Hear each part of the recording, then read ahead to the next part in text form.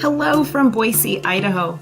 My name is Dr. Heather Wenzler, and I'm a Microsoft Learning Consultant and the owner of Wenzler Education Consulting. Thank you so much for joining me today.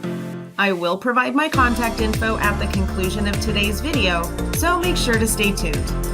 Now, I appreciate your time, so let's get started.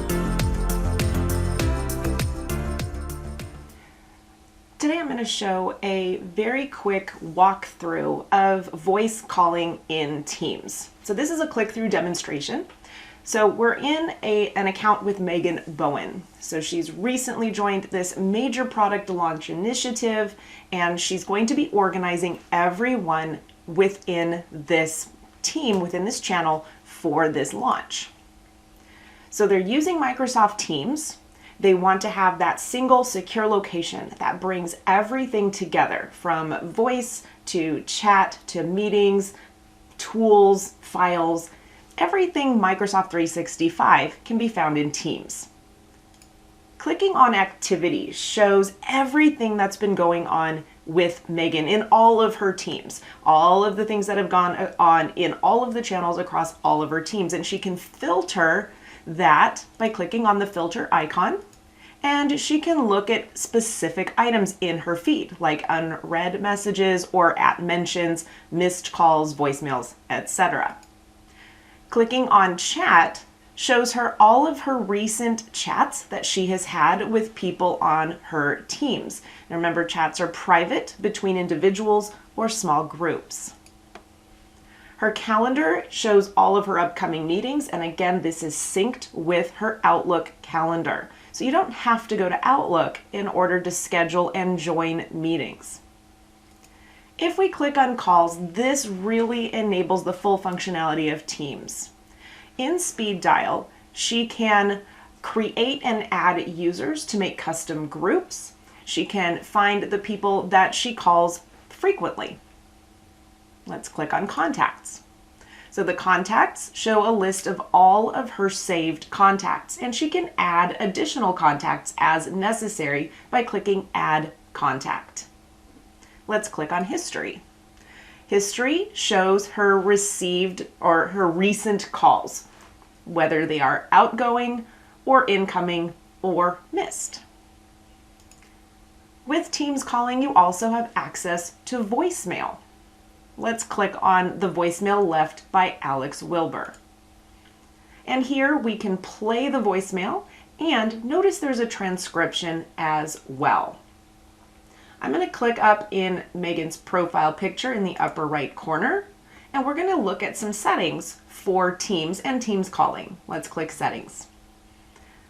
So these are the settings for Teams in general. And with Teams calling, you can also have delegates which can make and receive calls on your behalf. So this is one of the great business features with voice. And you can easily control those delegates by clicking Manage Delegates.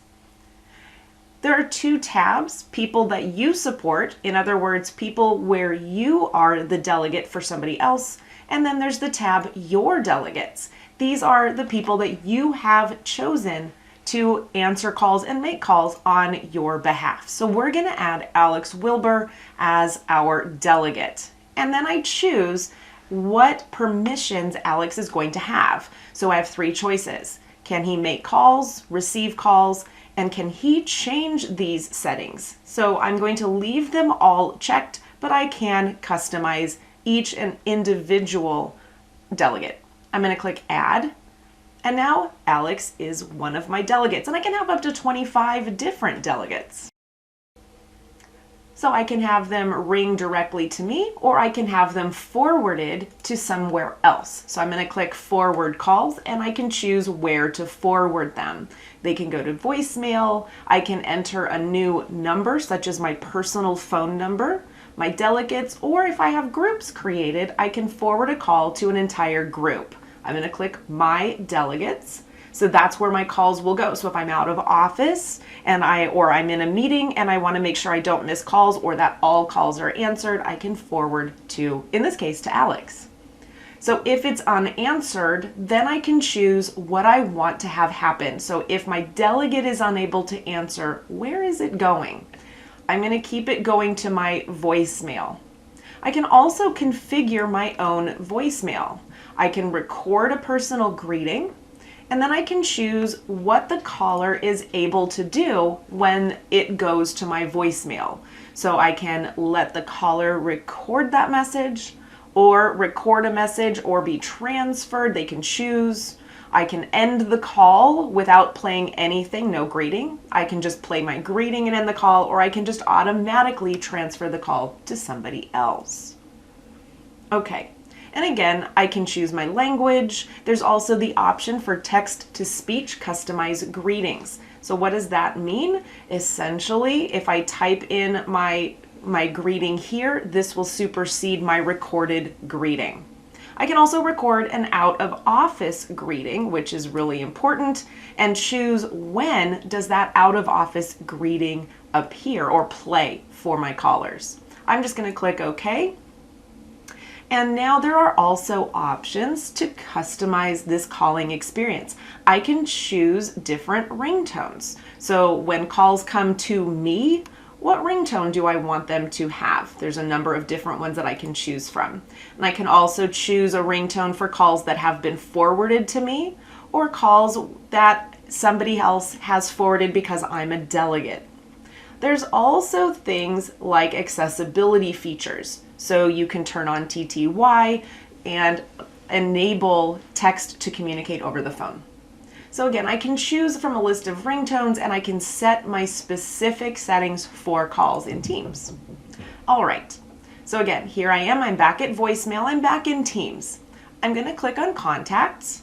Now, if Megan receives calls that she really doesn't want to receive on her Teams desktop or the mobile app, you can block calls. So whether it's the mobile app or the desktop app, it doesn't matter. When you block a caller, it blocks to any devices you are using. And to block a caller, next to or across from that caller's name and number, there's an ellipses. And again, with Microsoft, ellipses means click me, there's more. So if I click that ellipses, I see the person's phone number. I could add that person to my speed dial, make them a favorite, in other words, or I can block that caller. So what happens when I block the caller? I'm going to click back onto my profile picture and come back into settings. And now let's click on privacy.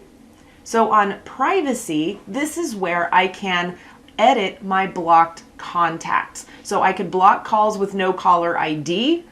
Just in general, anyone calls without caller ID, it's getting blocked. I can edit that blocked person. So I can unblock them if I need to. And again, if I block somebody, they cannot call you from a one-to-one chat. They cannot mention me in a one-to-one chat, and they cannot see my availability. They are completely blocked in Teams from me. Let me click on devices. Now under audio devices, I can choose my speaker and microphone, and I can tell which one I want Teams to use. I can even make a test call to double check that they are working the way that they are supposed to. And there's even a secondary ringer. And the secondary ringer will ring both devices if a call comes in. So if I'm using an earphone, I can have it ring both on my desktop and into my headset as well. Let's make a test call. Now I know it's not going to show, or you're not going to hear anything through this demonstration, but what Teams is doing is they're double checking that everything is working correctly. After that, if I need to, I can go to device settings again.